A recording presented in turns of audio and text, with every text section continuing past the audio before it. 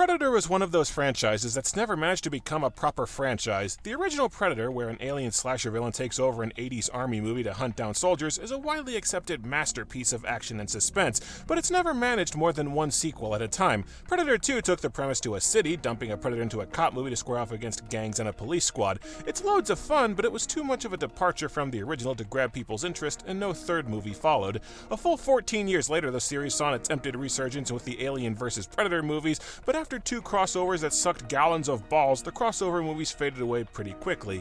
In 2010, Robert Rodriguez took a shot at reviving the series with Predators. It's a solid action suspense movie, but it was too derivative of the original to inject new life into the franchise, and Robert Rodriguez lost interest in a sequel. So Predator went dormant yet again. Now 20th Century Fox, who can't get bought out by Disney fast enough at this rate, has taken another stab at the franchise with The Predator, which limped out into theaters among reports of mass reshoots and a scandal around the director casting a convicted sex offender. Reactions to the movie have been mixed. Some people like it, most people think it's okay, and I hated the piece of shit. I stumbled out at the end of the movie, head spinning, trying to comprehend and catalog the utter train wreck I just witnessed. It has to be reviewed. So with my personal attempt at a clipless review, let's take a look at The Predator. I'm going to spoil everything in the movie, so jump off now if you want to actually see the movie before it's ruined for you. The movie starts with two Predator ships chasing each other in space. One gets damaged and uses a portal gun to escape to Earth. Yeah, the Predators have just casually perfected wormhole technology, no big thing. As his ship crashes, the Predator takes a red thing out of his console and puts it into the gauntlet on his wrist before grabbing an escape pod, all while the camera none too suddenly looms over a pod in the Predator ship with foreshadowing written on it. We then cut over to our main character, Black Ops Sniper Guy, who's shooting a drug cartel when the Predator's escape pod crashes nearby. The Predator wipes out Sniper Guy's men, but Sniper Guy finds the Predator's red thing gauntlet in the escape pod and fires a blade that injures him. Wait, what? The last scene we saw the Predator put the red thing into the gauntlet on his arm. The camera focused on it for several seconds. Why is it sitting in the escape pod? The impetus of the entire plot is a basic continuity error! Sniper Guy sees a government helicopter coming, so he takes the Predator gauntlet and mask and runs off because... why? Why doesn't he want his own government to have the mask and gauntlet? He says he took them for evidence. What does that mean in this context? There is literally no reason for him to hide this shit other than the script told him to. Sniper Guy mails the Predator stuff back to a P.O. box, and then he gets caught by Government Conspiracy Guy, who has Sniper Guy declared insane and thrown into a bus going to a loony bin. While that's going on, Conspiracy Guy hires Olivia Munn's science lady to study the Predator, who I guess confusingly just got captured off screen. And while that's going on, Sniper Guy's autistic son gets a hold of the Predator swag his dad mailed. The biggest continuing problem with the movie is that you can tell it was hacked to the friggin' bone in the editing room to get it down to an hour and 47-minute runtime. There are almost no transitions between scenes across the entire film. It just abruptly cuts between plot threads. Dude, this weird kid has autism. We need you to come with us, ma'am. Cool, Dad sent me stuff. Hi, son of Gary Busey from Predator 2. We're locking you up to keep you quiet. I'm an expert in evolutionary biology. Pick out a costume for Halloween, son. We're all veterans with mental disorders. Holy shit, an alien! It just catapults from scene to unrelated scene. It gets better when the plot lines converge a little later, but it never stops the entire movie. Science lady finds out the Predator has human DNA, and kid gets the red thing working. We're not told what the red thing does, but whatever it is, it attracts the other Predator to Earth, and it wakes up the first Predator, who shrugs off heavy sedation and breaks out of the lab because I guess his restraints were made of candy, and he murders the shit out of all the scientists with his bare hands. Not gonna lie, this action scene is pretty tight. Science lady chases after the Predator, but he gets away, and Conspiracy Guy orders a soldier to kill her because she's a liability. Yes, even though it's her life's work and Science lady still eagerly wants to study Predators for the government, Conspiracy Guy just decides he needs to murder her to somehow cover up the Predators. But luckily she's saved by Sniper Guy and his new band of loony soldiers, because the bus that was taking Sniper Guy and his fellow mental patient soldiers to a VA hospital instead took them to Area 51 for literally no freaking reason. Meanwhile, the Predator finds out where Kid is by using the captured Predator mask as a camera to grab a photo of some mail with their address on it. Yeah, even if we buy that the Predators can read and understand English, which I don't, how does the Predator have a perfect understanding of postal codes, and then later the Predator kills a truck full of soldiers and convinces the driver nothing's wrong by holding out a severed arm with a thumbs up? It's supposed to be funny, but it just leaves you scratching your head. There's no way he should know what any of this shit means! So while Sniper Guy is on the bus, he meets up with a group of soldiers with various PTSD and mental disorders. Each of them has exactly one, not even character trait, they get one quirk apiece. Lead black guy is suicidal, Thomas Jane has Tourette's, the bald guy is attached to Thomas Jane, the Mexican-looking guy says something religious once or twice, and the guy who looks like Shaggy has a slight Irish accent. Apart from their barely quirks, they're all the same damn character, and that character is Drunken Frat Guy. Every scene they're all together, they do nothing but crack crude jokes and jointly go, "Oh!" at everything that happens. My squad was killed by an alien. Oh! Hey, shut up! Oh! You guys stay away from me! Oh! Yeah, that gun's not loaded. Oh! The movie stops dead 3 or 4 times for these guys to sit around and tell an endless litany of sex jokes. Their personalities are so interchangeable and thinly sketched, you don't get to know them as characters, you just listen to a wretched stand-up routine for 3 minutes. For example, the main characters take Science Lady to a hotel to gather themselves, and the scene ends with Thomas Jane sputtering out, "Eat your pussy." Science Lady and the soldiers then argue over what he said for at least a full minute until this bit that wasn't funny in the first place is drilled so far into the ground that you want to scream! The gang puts together that the Predator is going after Sniper Guy's son, I don't remember how, and they visit Sniper Guy's ex-wife's house. The movie then stops dead for another few minutes for another round of crude sex jokes because the ex-wife keeps a ton of nude paintings hanging around the house. Don't ask, she just does. Really? You keep sexually explicit photos in plain sight around our son. Hey! You're never around. You don't get to criticize me. Fine, where is he? It's Halloween. He's trick-or-treating. With who?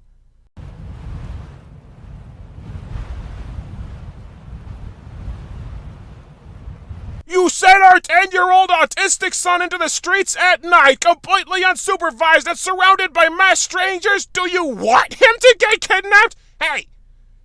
You're never around. Fuck me! Running! Hey, where's Science Lady? Outside. Oh. Why? So you can tell this scene is a reshoot. Oh. Pussy. Oh! The main characters search the streets until Kid accidentally blows up a house with the Predator gear, and then all the characters just suddenly teleport to a baseball field where 2 Predator dogs from the evil ship attack. We then have a thrilling action scene where the loony soldiers all stand completely in place shooting at the Predator dogs, who sit there and don't move. I'm not kidding. One of the Predator dogs just sits there in the open through the entire action scene, shrugging off the bullets until one of the soldiers just casually strolls up behind it and shoots it in the eye. That doesn't kill it. You'll just wish it did. But then the Predator shows up, and Sniper Guy and Science Lady try to run away with the Kid, but the Predator catches up to them. Kid puts together that the Predator wants the red thing, so they give him the red thing and he leaves. But then the Predator is attacked by giant douchebag Predator from the other ship, and they fight! Unless you were expecting an epic battle between 2 cool monsters, I'm fairly certain the first Predator doesn't get a single shot in. He's curb-stomped and killed in less than a minute while the soldiers escape. Total anticlimax. So despite the douchebag Predators specifically looking for the red thing, and despite the fact we just saw the first Predator take the red thing a minute ago, the red thing is never seen or mentioned again, and douchebag ends up breaking into ex-wife's house to look for clues later. Also, douchebag Predator is somehow able to see in infrared and scan and take pictures of the kid's house, despite never wearing the mask that actually does those things. He's able to take pictures with his bare eyeballs. The characters go to a farm and they send 4 or so of the loonies out to find some vehicles, which brings up some interesting trivia.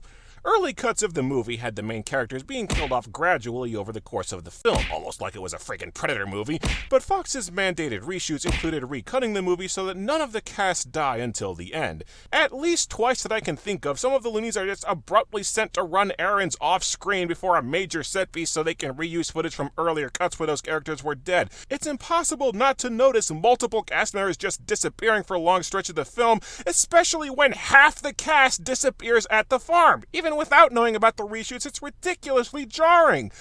Somewhere around this point, Science Lady finds out the Predator was carrying vials of spinal fluid. You know how in the previous movies the predators would take trophies by ripping out the spines of worthy prey? It turns out the predators are dicking around with genetic modification, and they were actually collecting genetic samples to splice into their own DNA. It's a blatant retcon that only requires completely ignoring Predator 2's ending, but we're not done pissing on canon yet. Conspiracy Guy finds the barn and captures the main characters, or at least the ones who weren't set out for coffee, and he and Science Lady have a joint exposition dump. The predators know that humans are about to be wiped out by global warming. They're grabbing what samples they can before we all die, and once we're weak enough, they're going to invade the planet and make it the new homeworld. They killed that first predator because he came to Earth to help us survive. He was on our side. I come in peace! I am here to help you! Are you sure about that? If he can perfectly read and understand English, you'd think he would have sent some kind of a message instead of, "Bitch, shut up!" This movie completely contradicts literally everything that's been established about the predators in the other movies. In other films, they have their own society and they trophy hunt as part of their tribal warrior culture. Now they're suddenly trying to take over the world and they're obsessed with genetic engineering. It's brand new lore ripped straight out of the movie's ass to try and lay groundwork for a new franchise. And I wouldn't mind if they had committed to doing a reboot, but why do they blatantly call back to Predator 2 to establish this the same continuity? You can't play Schrodinger's cat with canon! Anyway, kid just out of nowhere makes a drawing, and they figure out it's a map to the first Predator ship that I guess he got from the Red Thing. Conspiracy Guy kidnaps the kid and orders his men to kill the main characters, but they wait too damn long to shoot them and then they escape. Now, remember that Predator dog that they shot in the head earlier? The dog gets brain damage, abruptly shows up at the farm, and follows Science Lady around like a normal dog the rest of the movie. Right before Conspiracy Guy arrives at the farm, she throws a grenade out into a field, the dog chases it, and right as she's about to be killed by a soldier, what has to be at least half an hour later, the dog comes back with the grenade so she can use it to escape. This has got to be the dumbest... why? Conspiracy Guy leaves by helicopter, but it's okay because the loony soldiers who left earlier show up out of frickin' nowhere with another helicopter to chase them right to the next action scene. We can't stop to frickin' breathe. Get right to it! You know, the more I pondered this review, the more I thought about another film that I saw this year. Mission Impossible Fallout. Fallout is the movie the Predator wants to be. It's one action sequence after another, broken up only by just enough exposition to set up the next action scene. Except, I thought Fallout was a damn good time at the movies, so why does one wall-to-wall action film fire on all cylinders while the Predator is just a dull slog? And I mean apart from Fallout being 45 minutes longer so it can pace itself properly. I finally realized it all comes down to plot. Fallout has a very simple plot. Secret agents have to stop terrorists from setting off bombs. There are major side plots complicating and adding nuance to that story, but no matter what's going on, it ties into secret agents stopping terrorist bombs. It's simple, it's compelling, and it's consistent. One core plotline. Now, what's the plot of The Predator? Two aliens are chasing after a red thing, nobody knows what it does, that dropped out. The main guy wants to kill the first Predator for petty revenge, and that's been resolved. Science Lady wants to figure out why the aliens are on Earth, that's done. There's a government agent trying to kill the cash for no reason, that's really barely an inconvenience. And there's a big alien just kind of doing his own thing nobody seems to give a shit about. The Predator doesn't have a plot, it has 5 or 6 unrelated plot lines thrown together and screwing on the floor. Both Science Lady and Sniper Guy's story threads have wrapped up completely, and we still have half an hour plus of movie left, so the movie just twiddles its thumbs playing hot potato with the kidnapped kid plot device until the movie's done. So because the film needs to contrive a reason to keep going, the characters find the good Predator ship and have a dull gunfight over it. Douchebag Predator comes and blows up the ship, and then because the movie needs to contrive a reason to keep going, Douchebag Predator just decides that he's going to hunt the cast. The Predator dog shows up again, so they lock him in a truck with another grenade so he can Deus Ex Machina again later. Now, the big gimmick with Douchebag Predator, apart from being 11 feet tall and rendered with butt-fugly CGI, is that he has bulletproof skin from the genetic splicing, so most of the fight scene between him and the humans is Douchebag Predator standing completely still out in the open while bullets just bounce off of him. The action in general throughout the movie mostly falls flat. Most of the film's action scenes are generic and repetitive gun battles where the characters shoot at something off screen or at a predator standing out in the open, barely noticing anyone's there.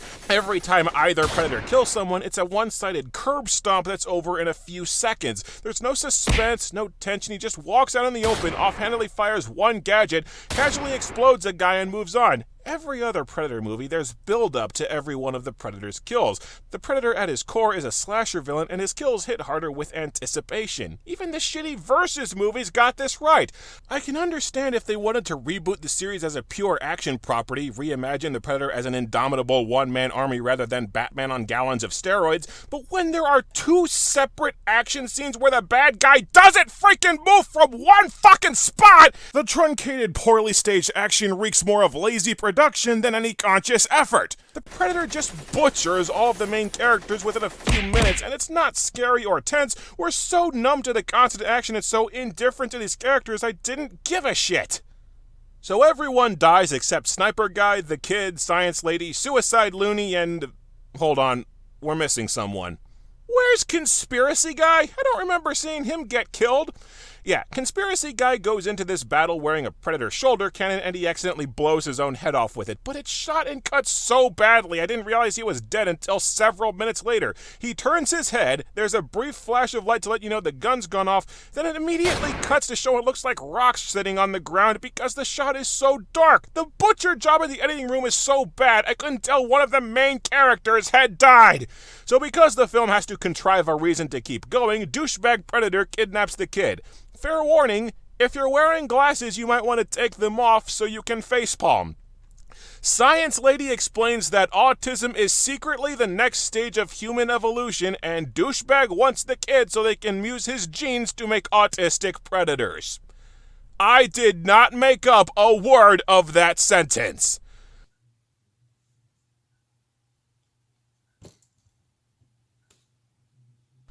Okay. Going to do my best to step around a social minefield here. I can't really comment on whether or not it's okay how the movie portrays autism as a superpower, and it's a worthy cause to fight the stigma of autism. All I ask is that you do it in a way that makes literally any remote shred of sense.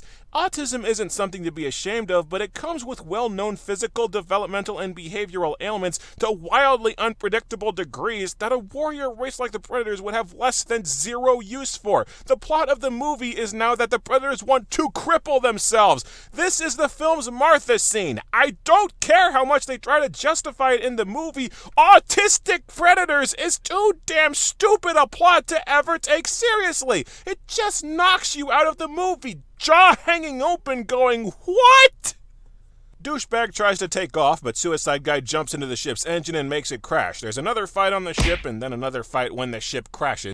Sniper Guy gets the Predator gauntlet, which hurts Douchebag, and Science Lady and the Predator's dog just appear, despite the ship crashing miles away from the both of them. They throw Doggy's grenade to Sniper Guy, who then uses it to kill the Predator. Sometime later, both Sniper Guy and Kid are hired by the government for some kind of anti-predator task force. So... if the government was happy to just hire the main characters to study and work with predators, why in the hell was Conspiracy Guy spending the whole movie desperately trying to kill them to cover up predators? It was already a chasm of nonsense that Conspiracy Guy was trying to kill one of his own loyal employees, but this ending makes the guy look like the dumbest asshole on earth, creating a massive cover-up for literally no reason directly against his own government's orders. Also, Science Lady isn't in this Predator task force because this scene is very obviously a reshoot.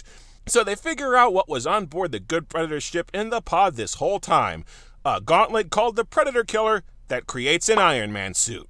No, really. A suit of power armor just materializes exactly like the Iron Man armor in Infinity War, so I guess the Predators have nanotechnology while we're at it. Sniper Guy is Iron Man now, movie ends.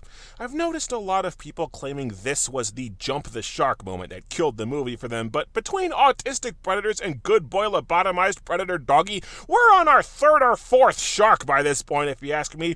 You tease a sequel to a film about nigh unkillable alien monsters with a weapon that insta-kills the alien monsters.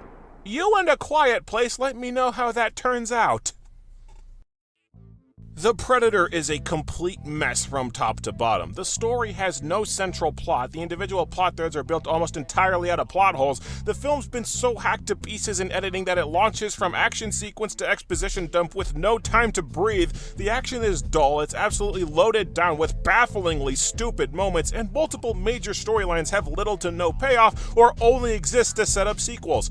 Hell, Olivia Munn's character does nothing the entire movie except spout sequel hook exposition. You could cut her out of the movie and the story wouldn't change at all. I know that the reshoots vastly altered the movie, but you can tell the movie would have sucked without the reshoots because there are too damn many storylines crammed in here.